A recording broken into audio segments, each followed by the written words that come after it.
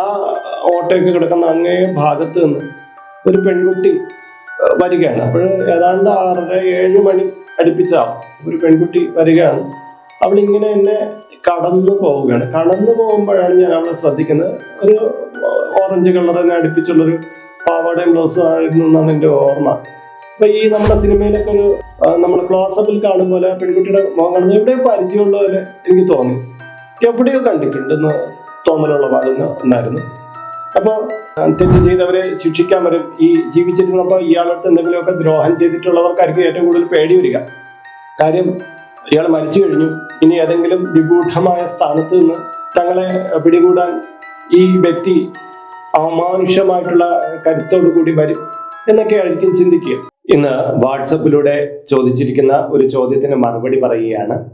നിവേദിത എന്ന് പേര് കൊടുത്തിട്ടുള്ള ഒരു +1 വിദ്യാർത്ഥിനിയാണ് ഇത് ചോദിച്ചിട്ടുള്ളത്. തിരുമേനി, ഞാൻ കുറെ കാലമായിട്ട് ഒരു ചോദ്യം ചോദിക്കുവാൻ ആഗ്രഹിക്കുകയാണ്. ഈ പ്രേതങ്ങൾ എന്ന് പറയുന്നത് ഉള്ളതാണോ? നിങ്ങൾ ഹോമങ്ങളും പൂജകളും ഒക്കെ നടത്തുമ്പോൾ പ്രേതാവാഹനം, പ്രേത വേർപാട് എന്നൊക്കെയുള്ള കാര്യങ്ങളൊക്കെ പറയുന്നത് കേൾക്കാം. ഇത് യാഥാർത്ഥ്യത്തിലുള്ളതാണോ? തിരുമേനിക്ക് എന്തെങ്കിലും തരത്തിലുള്ള അനുഭവങ്ങൾ ഉണ്ടായിട്ടുണ്ടോ? അതേക്കുറിച്ച് ഒന്ന് പറയാമോ എന്നാണ് ചോദ്യം. ഈ പെൺകുട്ടി കഴിഞ്ഞ 3-4 മാസമായിട്ട് ഈ ഒരു കാര്യം തന്നെ പറഞ്ഞ് മെസ്സേജ് അയക്കുന്നുണ്ട്. അപ്പോൾ ഇത് ഒരു കൗമാര കുതൂഹലമാണ് എന്ന് നമുക്കറിയാം. കാര്യം ഹൊറർ നോവലുകൾ, സീരിയലുകൾ, വെബ് സീരീസുകൾ, സിനിമകൾ അങ്ങനെയൊക്കെ ഉള്ളത് വായിച്ച് ഇതേക്കുറിച്ച് കൂടുതലായിട്ട് അറിയണം എന്നുള്ള ഒരു ത്വരയോട് കൂടി നിൽക്കുന്ന ഒരു കുട്ടിയാണ്. പ്രധാനമായിട്ടും അത് നോക്കുന്നത് അതിന്റെ ഗോസ്റ്റ് എന്ന് പറയുന്ന സങ്കല്പം. സിനിമകളിലൊക്കെ കാണും പോലെ നമ്മുടെ പ്രകൃതിയിൽ ഇതൊക്കെ ഇങ്ങനെ വിരാജിച്ച് നടക്കുന്നുണ്ടോ, അത് നമ്മുടെ വീട്ടിന്റെ ഏതെങ്കിലും മൂലയിൽ കയറി പതുങ്ങിയിരിക്കുമോ എന്നൊക്കെ ഉള്ളൊരു ആകാംക്ഷയൊക്കെ ഇതിന്റെ ഉള്ളിൽ ഉണ്ടായിരിക്കണം. എന്തായാലും നമുക്ക് ഇതിനെക്കുറിച്ചൊന്ന് നോക്കാം. കാരണം ഇത് ഒട്ടേറെ പേരുടെ ഉള്ളിലുള്ള ചോദ്യങ്ങളാണ്. ശരിക്കും പറഞ്ഞാൽ പ്രേതം എന്ന് പറയുന്നത് നമ്മുടെ ഒരു സാങ്കേതിക പദമാണ്. ഒരാൾ മരിച്ചു കഴിഞ്ഞാൽ പോലീസ് പ്രേതം എന്ന് എഴുതുന്ന കണ്ടിട്ടില്ലേ? ഡെഡ് ബോഡി അഥവാ പ്രേതം എന്നൊക്കെ എഴുതുന്ന കണ്ടിട്ടില്ലേ? പരേതം എന്നുള്ളതാണ് അതിന്റെ യഥാർത്ഥ മലയാള പദം. പരേതം, പരേതനായത് എന്നൊക്കെയല്ലേ നമ്മൾ പറയാം. ഇന്ന ആൾ പരേതനായി എന്ന് പറയില്ലേ? പ്രേതം എന്ന് പറയുന്ന ഒരു പദം തന്നെയാണ് പരേതം എന്ന് പറയുന്നത്. അതായത് ശരീരത്തിൽ നിന്ന് ആത്മാവ് വേർപെട്ടിട്ടുള്ള അവസ്ഥ, ജീവൻ ഇല്ല എന്ന് നമുക്ക് പറയാം. അപ്പൊ അങ്ങനെയുള്ള ഒരു അവസ്ഥയെ നമ്മൾ പ്രേതം എന്ന് പറയും. ഡെഡ് ബോഡിയുടെ പേരാണ് ഇവിടെ പ്രേതം എന്ന് പറയുന്നതെങ്കിലും നമ്മൾ സങ്കല്പിച്ചു വെച്ചിരിക്കുന്നത് ഈ കടന്നുപോയ ആത്മാവാണ് പ്രേതം എന്നുള്ളതാണ്. ശരിക്കും പറഞ്ഞാല് ഈ പ്രേതം എന്ന് പറയുന്ന സങ്കല്പത്തിലേക്ക് പോകുമ്പോൾ ഈ ആത്മാവ് അതിന്റെ യഥാർത്ഥ സ്ഥാനമായിട്ടുള്ള പിതൃലോകത്ത് എത്തിച്ചേരും. ആ എത്തിച്ചേർന്ന് കഴിയുമ്പോൾ ഉള്ളൊരവസ്ഥയുണ്ട്, പിതൃ എന്ന് പറയും. ഈ ആത്മാവ് കടന്നു പോകുന്ന പാതയിൽ ഇതിനെ ആത്മാവെന്നാണ് നമ്മൾ വിളിക്കേണ്ടത്. പക്ഷെ ഇതിനെ പ്രേതമെന്നും വിളിച്ച് കാണുന്നുണ്ട്. ശരീരം വേർപെട്ട പ്രേതം കടന്നുപോയി എന്ന് പറയുന്നുണ്ട്. എന്നാൽ വാക്കർത്ഥത്തിൽ ഈ ശരീരത്തിനെയാണ്, ജഡമായി മാറിയതിനെയാണ് പ്രേതം എന്ന് പറയേണ്ടത്. എന്തായാലും നമ്മുടെ ചോദ്യകർത്താവ് വരുന്നത് ഈ പ്രേതം എന്ന് പറയുന്ന ഇത്, അതായത് ഈ മരിച്ചുപോയ ഡെഡ് ബോഡി, അതേ ആ വ്യക്തിത്വം എന്ന് പറയുന്നത്, ഇപ്പൊ രമേശൻ എന്ന് പറയുന്ന ഒരാൾ മരിച്ചു പോയാൽ അയാൾ ആത്മാവിനെ നമ്മളെ കണ്ടിട്ടില്ല. അയാളുടെ ആത്മാവ് എന്ന് പറഞ്ഞാൽ അയാളിൽ നിന്ന് വേർപെട്ട് പുറത്തേക്ക് പോയിട്ട് വേറൊരാളുടെ രൂപത്തിൽ വന്നു കഴിഞ്ഞാൽ നമുക്ക് അറിയാൻ പറ്റില്ല. ഈ രമേശിനെ നമ്മൾ ജീവിച്ചിരുന്നപ്പോൾ കണ്ടപ്പോൾ എങ്ങനെയിരുന്നു അതുപോലെ കാണിച്ചു തന്നാലേ നമുക്ക് ഈ വ്യക്തിയുടെ ആത്മാവാണ് അല്ലെങ്കിൽ പ്രേതമാണെന്നൊക്കെ നമുക്ക് എന്തെങ്കിലുമൊക്കെ പേരുകൾ അതിനെ വിളിക്കാൻ പറ്റുള്ളൂ. പലപ്പോഴും ഈ ആത്മാവിനും ഈ പ്രേതത്തിനും ഒരേ രൂപമാണോ എന്നൊക്കെയുള്ള ചോദ്യങ്ങൾ ഉയരാറുണ്ട്. അപ്പൊ ഈ മരിച്ചു കിടക്കുന്ന ഡെഡ് ബോഡി അത് ഇരുളിൽ എവിടെ നിന്നോ അതേ രൂപത്തിലുള്ള ഒരാൾ കടന്നു വരും, അല്ലെങ്കിൽ തെറ്റ് ചെയ്തവരെ ശിക്ഷിക്കാൻ വരും. ഈ ജീവിച്ചിരുന്നപ്പോൾ ഇയാളടുത്ത് എന്തെങ്കിലുമൊക്കെ ദ്രോഹം ചെയ്തിട്ടുള്ളവർക്കായിരിക്കും ഏറ്റവും കൂടുതൽ പേടി വരിക. കാര്യം ഇയാൾ മരിച്ചു കഴിഞ്ഞു, ഇനി ഏതെങ്കിലും വിഗൂഢമായ സ്ഥാനത്ത് നിന്ന് തങ്ങളെ പിടികൂടാൻ ഈ വ്യക്തി അമാനുഷ്യമായിട്ടുള്ള കരുത്തോടു കൂടി വരും എന്നൊക്കെ ആയിരിക്കും ചിന്തിക്കുക. എന്നാൽ ജ്യോതിഷത്തിലെ പ്രേതം എന്ന് പറയുന്നത് അങ്ങനെയല്ല. ഒരു വ്യക്തി മരിച്ചുപോയി. ഈ മരിച്ചുപോയ ആളിന് ഏതാണ്ട് 1 കൊല്ലം, അതായത് നമ്മൾ ആണ്ടുബലി ഇട്ട് കഴിയുന്ന ആ സമയത്തോടു കൂടി മുക്തി അഥവാ അത് പിതൃലോകത്ത് എത്തിച്ചേരണം എന്നുള്ളതാണ്. മോക്ഷപദം വേറെയുണ്ട്, വിഷ്ണുലോകം, ശിവലോകം, അങ്ങനെയൊക്കെയുള്ള മുക്തി ലോകങ്ങളുണ്ട്. എന്നാൽ പിതൃലോകത്ത് ഒരാത്മാവ് എത്തിച്ചേരുമ്പോഴും അത് മോക്ഷപദം തന്നെയാണ്. പിന്നെ ആണ്ടോടാണ്ട് വന്ന് കാണുക, അതായത് കർക്കിടക വാവ് ബലിക്ക് വരിക എന്നുള്ളൊരു സങ്കല്പമുണ്ട്. പിതൃക്കള് പിതൃക്കൾ എന്ന് പറയുമ്പം ഇപ്പൊ ഒരാള് മരിച്ചുപോയി, ഒരാളുടെ പിതാവാണ് മരിച്ചുപോയി. പക്ഷെ പിതൃ എന്നുള്ള സങ്കല്പത്തിൽ വരുമ്പോ ഈ പിതൃ എന്ന് പറഞ്ഞ ഒരു അവസ്ഥയാണ്. ഈ പിതാവിന്റെ പിതാവ്, അദ്ദേഹത്തിന്റെ പിതാവ്, ഇങ്ങനെ ഒരു വംശ പരമ്പര മൊത്തം ചേർന്നിട്ടാണ് ഒരു പിതൃ എന്ന് പറയുന്നത്. അതായത് ഒറ്റയല്ല പിതൃ എന്ന് പറയുന്നത്, ഒരു സംഖ്യ ഇതിന്റെ പിന്നാലെ ഉണ്ട്. അപ്പൊ നമ്മളൊരു ബലികർമ്മമൊക്കെ ചെയ്യുമ്പോൾ ആ സംഖ്യക്ക് പൂർണ്ണമായിട്ടാണ് ആ ബലിയൊക്കെ അർപ്പിക്കുന്നത്. അപ്പൊ ഒരാൾക്ക് വേണ്ടിയിട്ട് നമ്മൾ ബലിയിടുമ്പോൾ ആ വംശപരമ്പരയിലുള്ള എല്ലാവർക്കും അത് കിട്ടുന്നു എന്നുള്ള അർത്ഥമാണ്. ഇങ്ങനെ മരണപ്പെട്ടു പോയ എല്ലാവരും പൂർണ്ണമായിട്ട് ഒരു മുക്തി പദത്തിലേക്ക് എത്തില്ല. പല കാരണങ്ങൾ അതിന് പിന്നിലുണ്ടാകും, ഒരുപാട് കാരണങ്ങളുണ്ടാകും. ഒരാൾ മരിച്ചുപോയത് നമ്മൾ വിചാരിക്കുന്നു സാധാരണ മൃതിയാണെന്നുള്ളതാണ്, പക്ഷെ ഒരാളെ കൊല്ലുന്നു, പക്ഷെ മറ്റൊരാൾക്ക് അത് മനസ്സിലാക്കാൻ പറ്റിയില്ല. അങ്ങനെ ഉണ്ടെങ്കിൽ ഏതെങ്കിലും വഴിക്ക് തന്റെ മരണത്തിന് കാരണക്കാരനായ ആൾ ഇന്നതാണെന്നെങ്കിലും വെളിവാക്കാൻ വേണ്ടിയിട്ട് ഈ മരണപ്പെട്ടു പോയ സമയത്ത് പുറത്തേക്ക് പോയ ഇച്ഛാശക്തി പ്രവർത്തിച്ചു കൊണ്ടേയിരിക്കും. ഈ ഇച്ഛാശക്തി ഈ പ്രകൃതിയിൽ ഒരു പ്രത്യേക ഓറയെ സൃഷ്ടിച്ച്, അതിനെയാണ് നമ്മൾ പൊതുവിൽ പ്രേതം എന്നൊക്കെ പറയുന്നത്. ആ ഇച്ഛാശക്തി നമുക്ക് കാണിച്ചു തരും, ഇതാ ഇന്ന കാരണങ്ങൾ കൊണ്ടാണ് ഇദ്ദേഹം മരണപ്പെട്ടു പോയത്. അതായത് വർഷങ്ങൾക്ക് ശേഷം വെറുതെ ഇരുന്ന ചില കേസുകൾ പോലെ അന്വേഷിച്ചു പോയിട്ട് അത് കൊലപാതകമാണെന്നൊക്കെ തെളിഞ്ഞ ചരിത്രങ്ങളുണ്ട്. എല്ലായിടത്തും അത് തെളിയണമെന്നൊന്നും ഇല്ല, ഞാൻ പറയുന്നതാണ്. എങ്കിലും ചിലയിടങ്ങളിൽ ചില പ്രത്യേക ഫോഴ്സുകൾ പലരെ അമ്പരിപ്പിച്ചുകൊണ്ട് ചില തെളിവുകൾ പുറത്തേക്ക് വിടുകയും പിന്നെ അത് നമ്മുടെ യുക്തികൾക്ക് അപ്പുറത്ത് നിന്ന് ഇത് കൊലപാതകമാണെന്നോ അല്ലെങ്കിൽ വേറെ ദുരൂഹമരണമാണെന്നൊക്കെ നമുക്ക് തിരിച്ചറിയുന്ന എത്രയോ സംഭവങ്ങൾ നമ്മുടെ ചുറ്റുപാടുണ്ട്. അങ്ങനെ ഉള്ള ഒന്നാണ്, ഒരു അവസ്ഥയാണ് നമുക്ക് പ്രേതം എന്ന് പറയുന്നത്. എന്നാൽ സിനിമയിലോ നോവലിലോ കാണപ്പെടുന്നത് പോലെ കർട്ടന്റെ മറവിൽ നിന്ന് ചാടി വീഴുക, അല്ലെങ്കിൽ എവിടെയെങ്കിലും പൊട്ടിച്ചിരിച്ചുകൊണ്ടിരിക്കുക, അങ്ങനെയൊക്കെയുള്ള സങ്കല്പത്തിലേക്ക് പ്രേതങ്ങളെ നമ്മൾ അങ്ങനെ കാണുന്നില്ല. അതൊരു യക്ഷി ഹൊറർ സങ്കല്പമാണ്. ഓരോ നാട്ടിലും ഓരോ സങ്കല്പമാണ്. ഇവിടെ വെള്ളസാരി എടുത്ത ഇതാണെങ്കിൽ ചിലപ്പോൾ വിദേശ രാജ്യങ്ങളിൽ ഗൗണോ മറ്റൊക്കെ ധരിച്ചു. ഇപ്പൊ നമ്മളെ നൺ പോലുള്ള കാര്യങ്ങൾ വന്നപ്പോ കണ്ടില്ലേ, ഹൊറർ എന്ന് പറയുന്ന അങ്ങനത്തെ രൂപത്തിലേക്കൊക്കെ മാറിയിട്ടുണ്ട്. അത് ഒരു ആളുടെ ഭാവനയിൽ വരുന്നതാണ്. നമ്മൾ ഈ പൂജാകർമ്മങ്ങളിലൊക്കെ ആവാഹിക്കുന്നു എന്നൊക്കെ പറയുന്നത് ഒന്നിനും മോക്ഷം കിട്ടാതെ നിൽക്കുന്നു എന്ന് ജ്യോതിഷത്തെ അടിസ്ഥാനപ്പെടുത്തി പറയുമ്പോൾ, ജ്യോതിഷം നോക്കിയിട്ട് അടിസ്ഥാനപ്പെടുത്തി നോക്കുമ്പോൾ മോക്ഷമില്ലെങ്കിൽ ആ മോക്ഷകാരകത്തിന് വേണ്ടുന്ന പരിഹാര കർമ്മങ്ങൾ ചെയ്ത് അതിനെ പ്രീതമാക്കിയിട്ട് അതിനെ ആവാഹിച്ച് ക്ഷേത്ര സമർപ്പണം ചെയ്യുക. ഈ ക്ഷേത്രത്തെ സമർപ്പിച്ചു കഴിഞ്ഞാൽ അത് അവിടെ ഇരിക്കുകയല്ല, ആ ചിലര് പണ്ട് കാലത്ത് കുടിയിരുത്തുമായിരുന്നു, ഒരു പേരൊക്കെ പറഞ്ഞ് ഒരു തറ കെട്ടി. ഇത് ഞാൻ കണ്ടിട്ടുണ്ട് പണ്ട് കാലത്ത് നമ്മുടെ തെക്കേതുകൾ എന്നൊക്കെ അറിയപ്പെടുന്ന ചില ചെറിയ ക്ഷേത്രങ്ങളില് ആൾക്കാരെ കുടിയിരുത്തും. വേലപ്പൻ, സുബ്ബയ്യൻ എന്നൊക്കെ പറഞ്ഞ് ഓരോ പേരുകളൊക്കെ എഴുതി അവിടെ വെച്ചേക്കുന്നതാണ്. കുറെ കാലം കഴിയുമ്പോൾ ആ പേരുകളൊക്കെ മാറിയിട്ട് ചാവ് എന്ന് എഴുതി വെച്ചേക്കും. പിന്നീട് അത് കാലക്രമേണ ഇന്ന് അത്തരം ക്ഷേത്രങ്ങൾ വളരെ കുറവാണ്. എങ്കിലും ഇന്ന് ആൾക്കാർ വിചാരിക്കുന്നത് താന്ത്രികര് അല്ലെങ്കിൽ പൂജകര് ഇതിനെ ആവാഹിച്ച് ക്ഷേത്രത്തിൽ സമർപ്പിക്കുന്നു എന്നതാണ്. ഈ പൂജിച്ചു കൊടുക്കുന്ന ആളും പറയുന്നത് അങ്ങനെയാണ്, ഇതാ നിങ്ങൾ ആവാഹിച്ച് തന്നിട്ടുണ്ട്, അവിടെ ക്ഷേത്രത്തിലേക്ക് സമർപ്പിക്കണം, ഇനി നിങ്ങൾ ഇദ്ദേഹത്തിനൊന്നും കൊടുക്കണ്ട, നിങ്ങൾ ക്ഷേത്രത്തിൽ കൊണ്ടുപോയി അദ്ദേഹത്തിന് കൊടുത്താൽ മതി എന്നാ പറയുന്നത്. ക്ഷേത്രത്തിൽ കൊണ്ടുപോയി അദ്ദേഹത്തിന് കൊടുക്കാനൊന്നും പറ്റില്ല. അദ്ദേഹത്തിന് നമ്മൾ അവിടെ ആവാഹിച്ച് കൊടുക്കുന്നത്, അല്ലെങ്കിൽ ആ പ്രേതരൂപിയെ നമ്മൾ അവിടെ ആവാഹിച്ച് കൊടുക്കുന്നതെന്ന് പറഞ്ഞാൽ മോക്ഷത്തിന് വേണ്ടിയിട്ടാണ്, അതിന് പിതൃലോകത്ത് എത്താൻ വേണ്ടിയിട്ടാണ്. നമ്മൾ ആ ക്ഷേത്രത്തില് കൊടുക്കുക എന്ന് പറഞ്ഞാൽ ഈശ്വരന് വേണ്ടി കൊടുക്കുന്നു എന്നാണ് അർത്ഥം, അല്ലാതെ പ്രേതത്തിന് അവിടെ കൊണ്ടുപോയി കൊടുക്കുന്നു എന്നല്ല അർത്ഥം. അവിടെ ഇരിക്കുന്നില്ല. അത് അന്ന് സമർപ്പണം ചെയ്ത് അന്നത്തെ വൈകുന്നേരത്ത് ദീപാരാധന അവിടുത്തെ ക്ഷേത്ര നട അടയ്ക്കുമ്പോൾ അത് പിതൃലോകത്തേക്കുള്ള യാത്ര ആരംഭിക്കുകയാണ്. അത്രയും നാളും പല കാരണങ്ങളായിട്ട് അതിന്റെ യാത്ര ഭംഗം വന്നിരുന്നു. പിന്നീട് അവിടെ മുതൽ ഊർജം സംഭരിച്ച് അത് പിതൃ ലോകത്തേക്ക് പോകുന്നു, മോക്ഷപ്രാപ്തിയിലേക്ക് എത്തുന്നു. അങ്ങനെയാണ് അവിടെ സങ്കല്പം ഉണ്ടാവുന്നത്. അപ്പൊ ഇങ്ങനെയാണ് നമ്മുടെ പൂജാഘട്ടങ്ങളിലെ പ്രേതങ്ങളിൽ ചില ലക്ഷണങ്ങളൊക്കെ കിട്ടാറുണ്ട്. ഇത് വന്നതിന്റെ നിമിത്തങ്ങളൊക്കെ നമുക്കറിയാം. നിമിത്ത ശാസ്ത്രം പഠിച്ചുള്ളവർക്ക് ഒരു ആവാഹനം നടത്തിക്കൊണ്ട് ഒരു ജ്യോതിഷൻ കബഡി വച്ചില്ലെങ്കിൽ പോലും ഇത് വന്നിട്ടുണ്ടോ വന്നിട്ടില്ലയോ എന്നൊക്കെയുള്ള ചില വൈബ്രേഷൻസ് അദ്ദേഹത്തിന് അനുഭവപ്പെടുന്നതാണ്. അതൊരു വ്യക്തിയായിട്ട് വന്ന് മുന്നിൽ തുള്ളി ഉറയുന്ന അങ്ങനെയൊന്നുമില്ല. സിനിമകളിൽ കാണും പോലെ കാറ്റും ഓറൊക്കെ അടിച്ചിട്ട് അങ്ങനെ ഇത് പാഞ്ഞു കയറി വന്ന് കളത്തിലിരുന്നു പിന്നെ അങ്ങോട്ട് അമറി, അങ്ങനെയൊന്നും ഞാൻ കണ്ടിട്ടില്ല കേട്ടോ. നമ്മളൊക്കെ ഒരുപാട് ആഹ്വാനം നടത്തിയിട്ടുണ്ടെങ്കിൽ ചില വൈബ്രേഷൻസ് ഒക്കെ നമുക്ക് കിട്ടാറുണ്ട് എന്നുള്ളത് വാസ്തവമാണ്.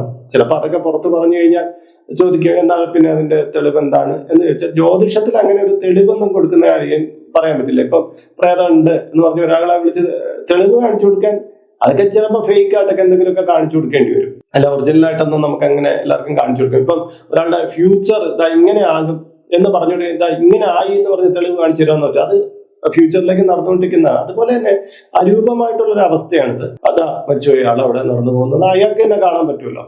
ഇത് പ്രത്യേക നിമിത്തങ്ങൾ, ചില പ്രത്യേക അറിവുകളും കൊണ്ടാണ് മനസ്സിലാക്കുന്നത്. ഇപ്പം വാതകങ്ങൾ ഹൈഡ്രജനൊക്കെ ഉണ്ടെന്ന് പറഞ്ഞാൽ അതിന് ഒരു മെഷർമെന്റ് ഉണ്ട്. അത് കണ്ടുപിടിക്കാൻ വേണ്ടിയിട്ട് എന്തൊക്കെയാണ് അതിന്റെ ഉപകരണങ്ങൾ, ആ രീതിയിൽ കണ്ടെത്തുകയാണ് അവിടെ ചെയ്യുന്നത്. ഇതിന് താന്ത്രികപരമായിട്ട് ഊർജ്ജങ്ങളെ കുറിച്ചാണ്. അത് അങ്ങനെ സയന്റിഫിക്കലി കണ്ടെത്തുന്ന ഒരു കാര്യമൊന്നുമില്ല. അത് ഒരു പ്രത്യേകം മനുഷ്യർക്ക് മനസ്സിലാകുന്ന തരത്തിലുള്ള ഒരു പ്രതിഭാസമായിട്ട് തന്നെ അതിനെടുക്കണം. ഇതിലൊക്കെ ഒരു അനുഭവമായിരിക്കും പ്രധാനമായിട്ട് വരിക.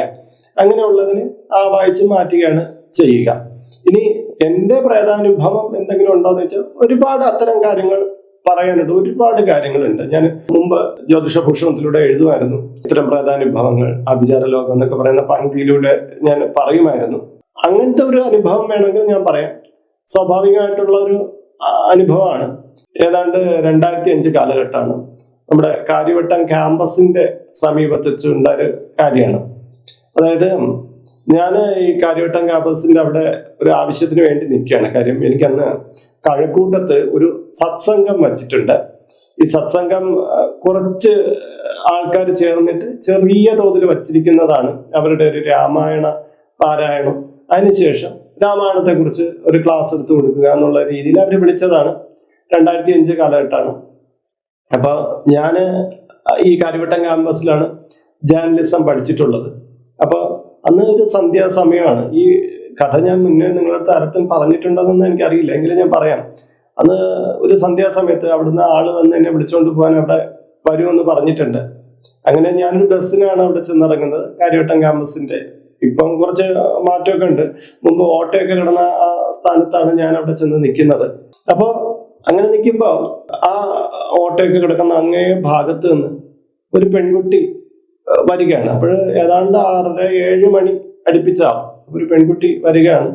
അവളിങ്ങനെ എന്നെ കടന്നു പോവുകയാണ്. കടന്നു പോകുമ്പോഴാണ് ഞാൻ അവളെ ശ്രദ്ധിക്കുന്നത്. ഒരു ഓറഞ്ച് കളറിനെ അടുപ്പിച്ചുള്ളൊരു പാവാടയും ബ്ലൗസും ആയിരുന്നു എന്നാണ് എൻ്റെ ഓർമ്മ. അപ്പൊ ഈ നമ്മുടെ സിനിമയിലൊക്കെ ഒരു നമ്മൾ ക്ലോസപ്പിൽ കാണും പോലെ ആ പെൺകുട്ടിയുടെ മുഖം കാണുന്നത് എവിടെയോ പരിചയമുള്ള പോലെ എനിക്ക് തോന്നി. എവിടെയോ കണ്ടിട്ടുണ്ടെന്ന് തോന്നലുള്ള ഭാഗം ഒന്നായിരുന്നു. അപ്പൊ എന്നിട്ട് ആ പെൺകുട്ടിയും കൊണ്ടുപോയി ഞാനിങ്ങനെ ഒന്ന് നോക്കി.